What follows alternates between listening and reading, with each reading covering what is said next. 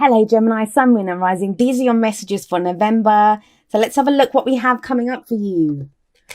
The very first card that we have as your underlying energy is the Seven of Swords. Now, this is sometimes known as the liar, cheater, deception card. It usually shows this guy who's kind of snuck onto this camp and he's kind of leaving, or he's stolen, we guess, seven swords. Now, swords represent our thoughts, our beliefs, our ideas.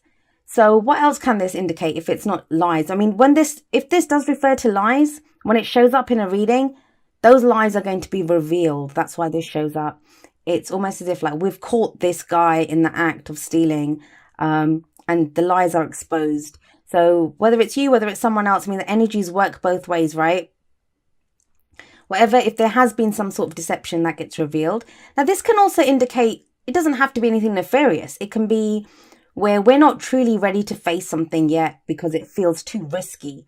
It's a risk, right? The way he's kind of sneaked onto this camp and he's trying to steal something, that's a risk. So it can be sometimes we don't want to face something, or we can be keeping things under wraps if we've got something going on.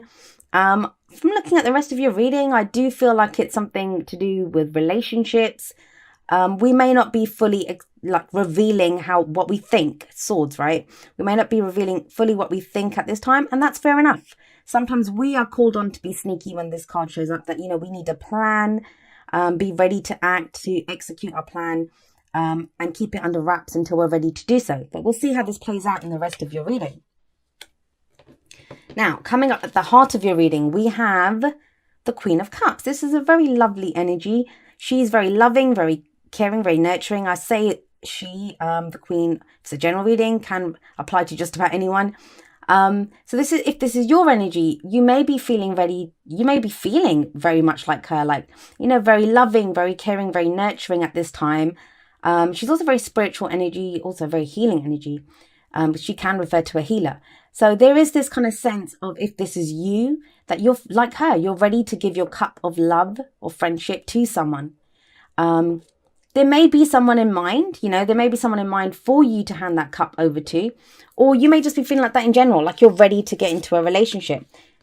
Now, if it's someone, this might be what this situation is, that, there is someone that you've got emotions for someone, or you have feelings for someone, you want to hand that cup over to someone, but you're not ready to kind of show it yet, or to kind of say, hey, here's my cup.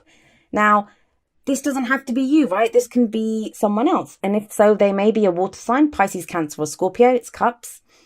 They may not be ready to say how they're feeling just yet. I always find that with the King and Queen of Cups, while they have great emotional depth, they don't always show how they're feeling until they're ready to do so. I always say that still waters run deep with these people. So whether it's you, whether it's someone else, I do feel like that's what the core energy is, with starting off with these two cards, that someone's not saying how they feel just yet. We have you coming up as a past energy at the foundation of this. I kind of like this. I said this to Pisces as well, because they got their energy as a past energy. Whenever you get your own energy as a past, especially at the foundation of the reading, what that indicates is that you're very much in your own element. You're feeling very grounded, even though it's swords and that's air energy. But it's that sense of knowing who you are, being very much comfortable in your own skin. Now, if this isn't referring just to you being comfortable in your own skin, what's the Knight of Swords like? Well, the Knight of Swords is that knight who is ready to kind of go charging into battle, to fight for his ideas, his beliefs, whatever. He always has a cause. And he always goes charging in to fight for the truth. That's the energy here. So he fights for the truth, right? Then why do we have this as an underlying energy? It feels like something isn't fully here yet. Maybe you've come to some realization that, there's some truth that you want to fight, or you wanted to fight for. But there's this kind of situation now that you were in your truth, but somebody else wasn't in their truth. There is a situation here, or maybe you've made the decision. I find sometimes with the Knight of Swords that while it's a very spontaneous energy, this is someone, you may have made the decision, because it's swords, right, our thoughts. You may have made a decision to go and fight for a truth, and now you're ready to come out and to say that this is what I want, this is what I've been thinking for a while now, and it's ready to get exposed. I have a Gemini friend. He's actually another tarot card reader, so you can check out his channel. It's Nordic Tarot. he always says that, you know, the Knight of Swords is that knight that if you gave him a plan, like say it was to fix a roof or something, the Knight of Swords would be the one that would be halfway up the ladder before you'd even finished giving the instructions. And the Knight of Swords is like that. He's very spontaneous. And that's a good thing or a bad thing, right? Because sometimes this guy can come charging in and kind of hit you over the head with the truth and you're not ready for it. It's like, whoa, what are you talking about? This can also indicate, you know, where you've maybe exposed the truth, said your truth, done your Knight of Swords thing, and somebody else is giving you this. Because all of the court cards for the Suit of Swords, they're all about the truth. They give it in kind of varying degrees. And what I mean by that is like the page is very brutal. The knight can be kind of brutal too. He kind of charges in and gives his truth and then charges off again. The King and Queen of Swords are a little bit more mature with how they deliver the truth. But they're about truth. But then you have this kind of sneaky kind of behavior as an underlying energy. You have the Empress coming up in the present. So I like this energy. She's the mother figure of the tarot. She's that nurturing energy. So you have two very nurturing energies, very kind of mothering. Could be an older female. Could be someone like, you know, very kind of emotional, softer energy. The thing with the Empress, she's not just the mother figure. She's actually very strong as well. She can indicate domestic situations. I just said this I think Taurus got this. I said this to Taurus that, you know, this is like that hug. I often see the Empress as that hug. It's where we feel safe. It's where we feel at home. So maybe now, because you're feeling more stable, you're able to deal with this. You don't have to be so sneaky because you do feel safe. You do feel like you're able, you know, you're secure enough now to say, this is what I've been working on, or this is what I've been doing. The Empress is also a master manifester. So she is able to create great abundance. She comes up with new ideas. She has creative projects. In a love life reading, like I said, she can indicate an older woman. It's that divine feminine energy, and I guess we all have that. But what I mostly associate with her is abundance. Some of you may be thinking about parenthood. There could be something to do with parenthood when the Emperor shows up. Not really getting that in the rest of your reading. Where does this lead though? Well, we have the King of Wands coming up as a future energy. The King of Wands, he may be a fire sign, which would be Aries, Leo, or Sagittarius.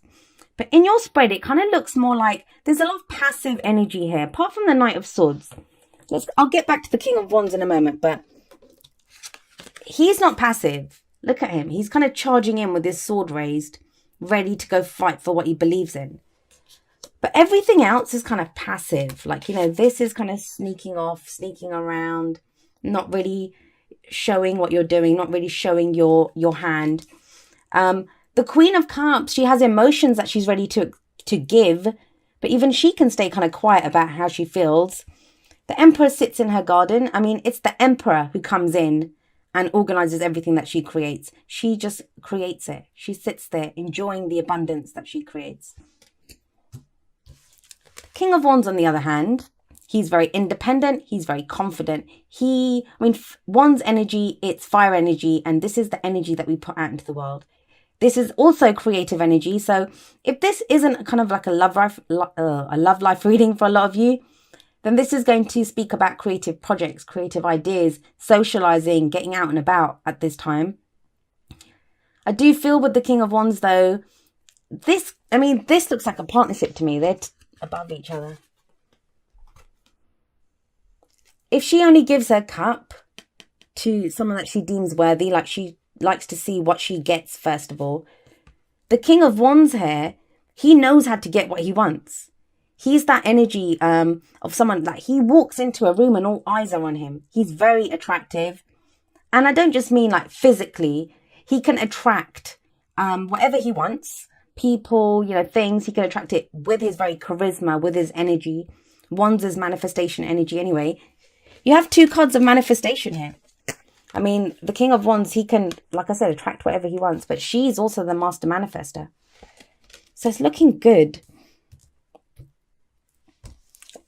And your advice is the Ace of Cups. The Ace of Cups, well, aces are always the potential for new beginnings, and cups are emotional growth, happiness, new love coming in.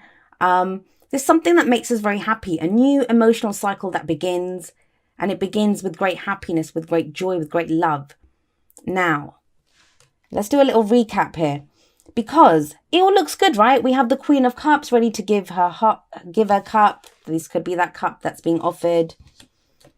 We have this guy in the past ready to fight for his beliefs, fight for, his truth. He goes charging in. This could have been someone that kind of quickly charged into your life. I do feel like it's your energy, Gemini, but this could be someone else that charged into your life, came out of nowhere. But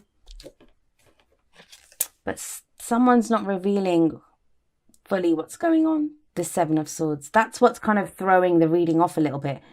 Because we have the Seven of Swords coming up as an underlying energy. And this is very much about sneaky behavior. Whether it's nefarious or not, whether it's even us not being... this could be you just not being completely honest with yourself. And in November, you have this realization that, you do have feelings for someone. Maybe you were doing the whole logic Knight of Swords thing, like charging around, being very spontaneous, going with your own thoughts, your beliefs, your ideas, being very logical. But now it kind of feels like you're in a safer place, like you feel secure enough to be able to explore the feelings that are here. And you're one of these two. You're one of these two energies. Someone is offering their cup of love or friendship. Someone's ready to receive it. Like, these two. So it could be water energy coming in for you, or fire. Aries, Leo, or Sagittarius. But I like this. They kind of seem together for me. Especially with the Ace of Cups coming up here. This looks like that cup that the Queen of Cups is offering out. But let's have a look at your oracle cards and see how they expand on the energies here. So the first one that we have coming up for you is you deserve love. You are lovable. Now that sounds like something that's really obvious, right? That we should all know that we deserve love. But we don't always. We don't always. Sometimes we're not ready for love. Sometimes we can have been hurt so bad that, we do the whole defeat that I was so bad, or I'm not worthy of love, or I'm not worthy of this person's love. Maybe that's the kind of untruths or, what you're not seeing at the moment about yourself. But I like this. When this comes up, it feels like it's not just reminding you that you deserve love. I think it's when we realize that, yeah, you know what? I do deserve love. The Empress. She's that loving energy. I find her a very loving energy. Maybe that's what gives you the kind of confidence to be the King of Wands. If this is you, maybe someone's been offering you their cup of love and you've just not been ready for it. And now it feels like you are. You're ready for it because this is very confident, very independent energy, ready to go for what he wants. Okay, well, this might explain why you're not ready to go for love, or why you haven't been ready for it. We have number 29, forgiveness, coming up from the Whispers of Love, and it says, nothing can be gained by holding on to past disappointments. So, forgiveness, the F word, this is the word that people don't like. I always get loads of comments when I talk about forgiveness, from people who say they cannot forgive. It's not easy, I know that. You can't just click your fingers and forgive someone. If we've been hurt, if someone's lied to us, and that might be the case here, maybe that's why this is coming up, that there's been lies in the past. Maybe that's the person that, this person, it's not you. It's someone who kind of pretended to have some truth, or you had to be the Knight of Swords to fight untruths in the past. Could be that someone like that comes back, and but now they're more King of Wands energy, straight up. You know what you're getting. They're putting energy out, so they're revealing who they truly are. But with forgiveness coming up, what I always say is with forgiveness, like, we don't forgive for the other person. We're not forgiving the other person to say, hey, it's cool. I'm glad you hurt me. It's okay for you to do that. That's not why we do it. We forgive to release ourselves from that pain. Why should they be allowed to hurt us again and again and again by us feeling that pain? If we can release it, say, okay, you did what you did for whatever reason, but you're gone now. You're done. You cannot hurt me anymore with whatever it is that you hurt me with. That's when new love can come in for you, happiness. And don't forget, it's this person. So, with the Ace of Cups coming up underneath the Knight of Swords, and this is a past energy, if this is not you, this could be someone else that comes charging back in. Don't worry, it's not an evil ex. You wouldn't have so many positive, kind of happy, nurturing cards. we've got more coming up about the... Oh, I just hit the mic there. We've got more coming up about the truth there. This is truth be told. I don't know if you can see it. From the wisdom of the oracle. This is about, telling the truth, being authentic, and being open to hearing the truth from someone else. And this is also about not thinking for someone else. If someone tells you this is the situation, take it at face value. Even if it is a lie, you won't know, right? But you can drive yourself nuts by thinking, well, is that person thinking this? Is that person thinking this? Say your truth. Ask for whatever truth you want to know. Then whatever they tell you, take it. Take it at face value. Know that that's the truth that's coming at you. The reason I say that is you have the Metal King from Wisdom of the Hidden Realms. I love this card. The Metal King. Actually, when I first saw him, he did remind me of the Knight of Swords, because the Knight of Swords is all kind of armored up and ready to go out and fight. But the Metal King talks about protection for you. What does it say on here? It says discipline, armor, boundaries. Boundaries is the word of the season. We're in Scorpio season and it's all about our boundaries. But what the Metal King is telling you is that he kind of provides you with armor at this time. So it may be not that someone's lying to you, and I keep hitting the mic, I'm sorry. Not that someone's lying to you, but someone could be lying about you. This could be that you find out that someone's been saying stuff about you. But the Metal King says he provides you with armor that, whatever someone else does to you or says about you, it can't hurt you. It can't hurt you. This is also about knowing what are your boundaries, knowing what your own boundaries are, being secure in who you are, knowing that you are enough. Being like him, I guess. He's very confident. He's very independent. He has no problems. He knows the reason he can always get whatever he wants is because it doesn't occur to him that he can't. He's very confident in who he is. He knows how to use what he has at his disposal. So the Metal King is this is that whole kind of sticks and stones may break my bones, but it doesn't matter what people do to you, doesn't matter what people say to you. You have armor on you that will protect you from that. Spirit is protecting you. And know your boundaries, though. This is what this is saying. It's okay for you to say, do not step over this boundary for me. It's knowing about where you end and someone else begins. Because sometimes we can blend with people, we can merge with people. And literally says that for this card, that, it's about having strong boundaries and being strong and certain in who you are, what your truth is, and coming from that place.